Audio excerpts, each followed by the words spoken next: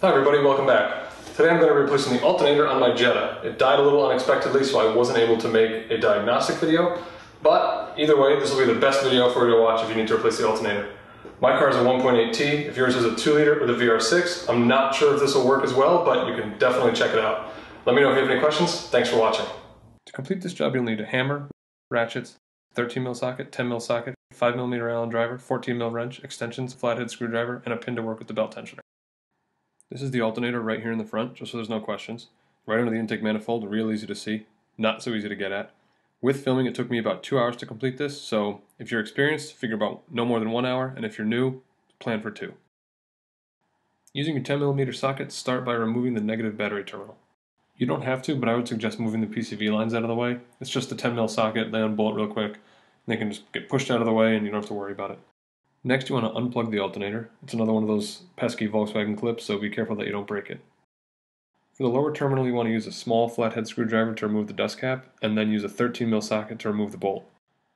It's now time to remove the serpentine belt and tensioner. The tensioner is in the way of getting the alternator off, so you don't really have a choice here. I do have another video that covers removal and replacement of the serpentine belt and tensioner, so if yours does need to be replaced, now's a great time to do it, and you can follow the link to the video that shows you how. The small nub on the tensioner that I previously pointed out is for a 14mm wrench. Slide the wrench on there, pull it towards the front of the car, and you'll release the tension on the belt. There's no need to completely remove the accessory belt, just slide it off the belt tensioner and the alternator. It's now time to remove the 3 13mm bolts that hold the belt tensioner on. They can really be a pain. Shallow and deep sockets, long and short extensions, whatever you got to do to get them off is kind of what you got to do.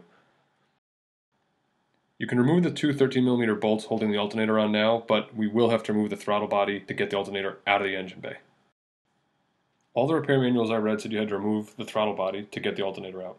You do. It's impossible to not remove the throttle body and get the alternator out. Trust me, I tried.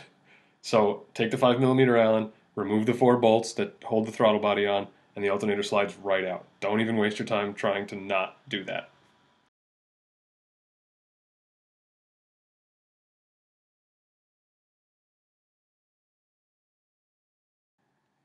I'm not sure if your alternator will do this, but mine was kind of stuck on the mounts. I couldn't get it off by hand. I did have to use the screwdriver and the hammer. So don't be afraid to give it a whack. You don't want to damage it, but at the same time it's just a core that you're returning. So give it a whack and it should come right off. You can see I filmed this part before I removed the throttle body, so you can see the struggle I had trying to get it out and that it will not fit. So if you guys figure out a way to fit it without removing the throttle body, please comment and let me know. As always, compare your 2 parts before installing the new one. There is a difference in pulleys between certain Mark IVs. Some have more grooves, some have less grooves on the belt. So make sure that the number of grooves on the pulley is the same. That way it'll work with the belt that you already have installed and everything's compatible. Installation of all the new parts is the reverse of removal. If you have any questions, please let me know. If you have any questions regarding the serpentine belt and tensioner, again, check out that other video or just leave a comment. As always, thanks for watching. Hope I was able to help you out, and don't forget to subscribe.